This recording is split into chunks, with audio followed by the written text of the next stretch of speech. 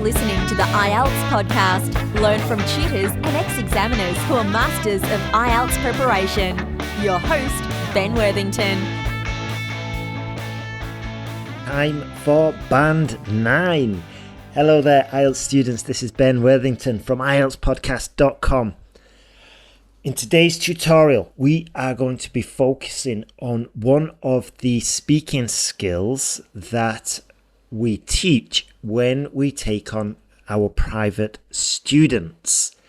This is quite a powerful technique. It's quite easy to grasp, but you do need to do two things. One, you need to develop your listening skills to get it up to speed. And secondly, you need to practice this continuously, and you need it like drilled in. The quickest I've managed to do it so far is depends on the student, but it usually takes 2 or 3 classes. But some students grasp it instantly and then just run with it, and it sounds so natural, and it's such a huge improvement on how they used to respond to answers. And the beautiful thing about this is not only can it be grasped reasonably quickly, but it gives you the starting seconds. So you start to know exactly what to say for every question. You buy yourself a few seconds, you start off responding, and because you know it automatically what to say, and then you can develop your answer. And then when you're working with me privately, we can start building on that answer to make it sound more natural, and then to improve other high scoring features such as the intonation, such as the comparison. And we build on this foundation, we build in the more advanced features. As I just said, maybe we transition to a different tense. Maybe we introduce a comparison. Maybe we do introduce some emphasis, some intonation, which are all higher sort of like criteria to help you score the band 7, 8 or 9. Now, before I share this technique, if this is your first time listening, welcome to IELTSPodcast.com. This is the internet's leading podcast on IELTS. We were one of the first. I can't say we're the first. I think we were second, actually. When we started around 2012, I got into IELTS because before that, I was just a general English teacher. And I just love working with motivated students. And it's very hard to find a motivated student. What I'm saying is it's very hard to find an unmotivated IELTS student, because most of the students who decide to take IELTS are on a mission. You know, you're off to England, to Canada. You want to work in the NHS. You want to get permanent residency in Australia or settled status, or you want to get permanent residency in the UK. These are all huge goals with a huge amount of importance riding on the IELTS exam. And this, in most cases, is enough to motivate the student. And when I send them homework, bang, it's done. They're asking more questions. They're really enjoying the classes. I mean, this is my experience anyway, when I work with my private online students. I even said today, actually, to one of the students, I said, look, Valentina, this isn't going to be fun, but I would rather you have a valuable class that could be a tiny little bit boring, but insanely valuable, rather than we have fun and it's enjoyable, because I've done those classes and I know how to do it. I can make the class fun, enjoyable, and the time flies, but the actual learning that's involved is far less as compared to when I'm just drilling the student and we're focused and we're following the plan that I've made. So anyway, let's jump into it. Now, the key with this technique is your listening. So in the class that I just did, I noticed that the student wasn't really responding accurately to the part 3 questions that we did. Okay, one question was, how do personal celebrations differ from public celebrations? And she started off her answer like, oh, I personally like to celebrate with my friends and family, but I guess with public celebrations, and then carried on. But that really wasn't the question. Yeah? Then I'll tell you the question again. How do personal celebrations differ from public celebrations?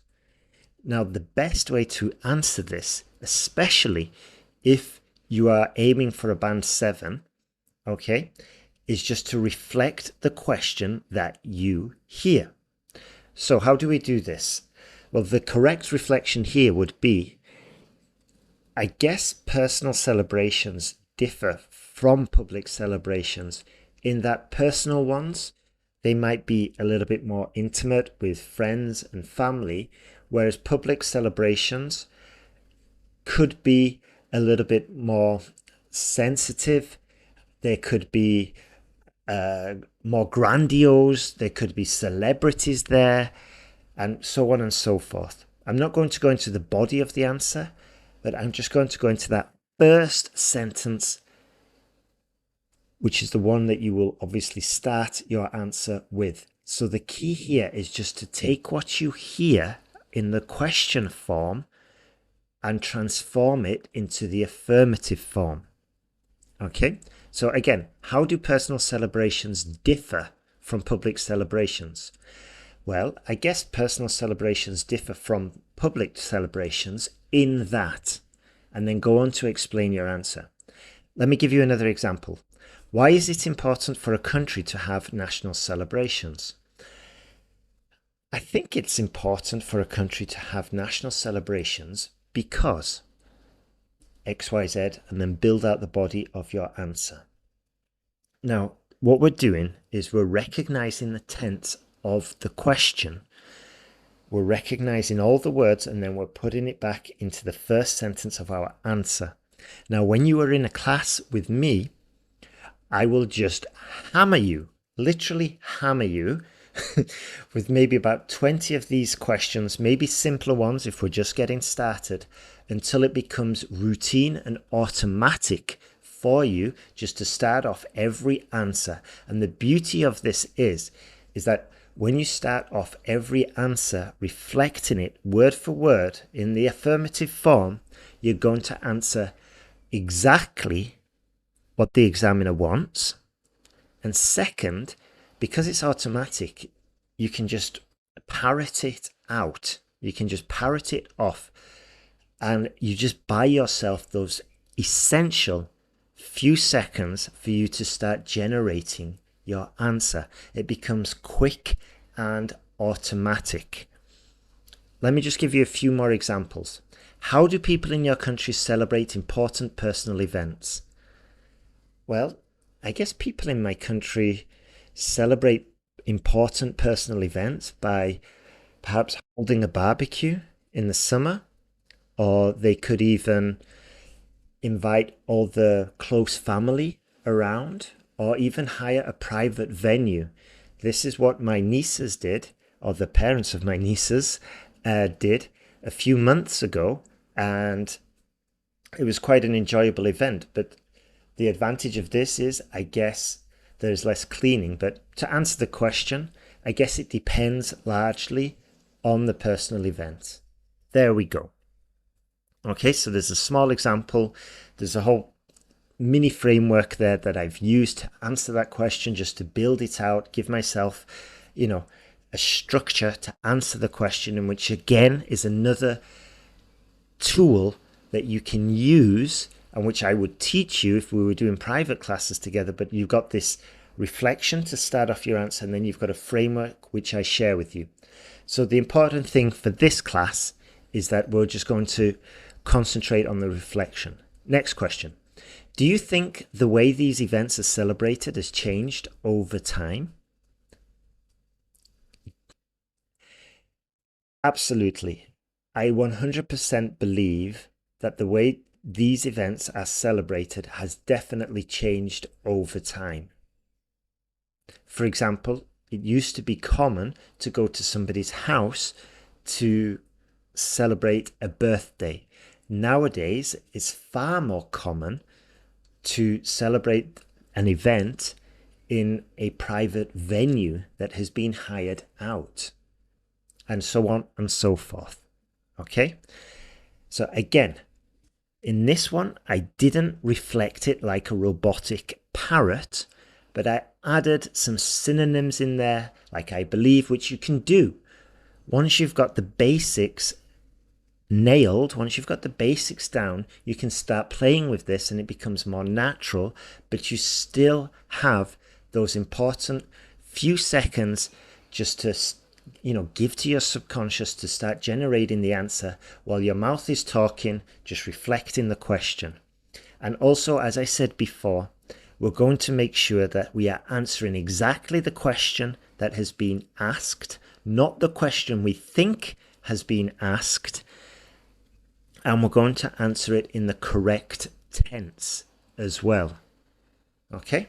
Another example. What kind of national events are significant in your country? I think probably the most significant events or national events in my country are sporting events. These usually grip the country, and especially, for example, if it's a football tournament, the country soon gets whipped up into a wild frenzy and everybody is in a euphoric, joyous mood. You see? So there it was even more adaptation, but the same tense was used in my answer and it was exactly the answer that was asked. Okay? It was exactly, I didn't go off course. I talked about sporting events because these are the kind of national events that are very significant or very important. I used a different synonym in my country, which is England, as you all know. Next question. Why is it important for a country to have national celebrations? It's incredibly important for a country to have national celebrations because they usually bring the country together and so on and so forth. Okay? Again, I'm just answering the question that is being asked. I'm giving myself a few seconds. I'm on autopilot for the first few seconds of my answer, but I know it's an autopilot that's going to direct me towards the answer, towards the question being asked. It's an autopilot that's going to give me a few seconds, and it's just going to give me, the confidence because I know exactly what I'm going to say. And as I said before, the more confident you get with this, the more times you do it, the more confidence you get, and the more you can start to play with it and sound even more natural. But when you're just starting out preparing for the test, this is incredibly useful. Now, in my classes, what we do is I make sure that we have this as sort of like the foundation for your answer. And then when it becomes automatic, I start teaching higher level techniques on how to take it a step further, how to make it sound more natural, and how to build out the framework that I teach to give a full answer.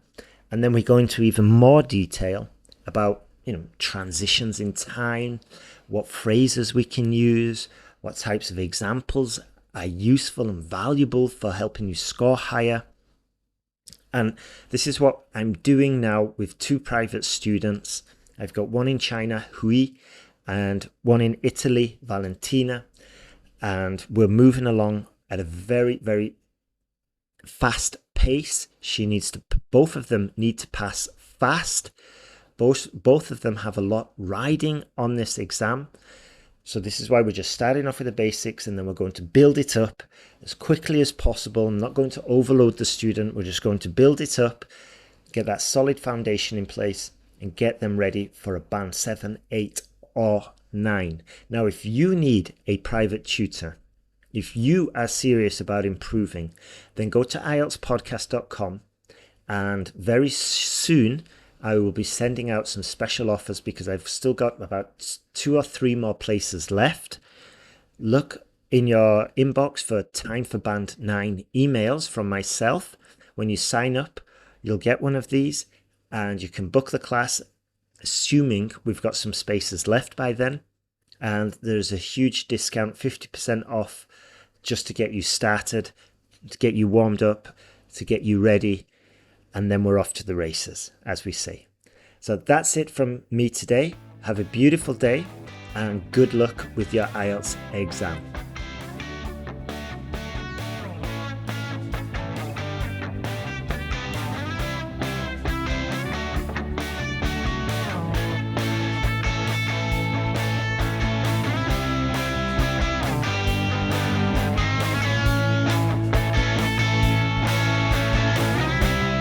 Thanks for listening to IELTSPodcast.com.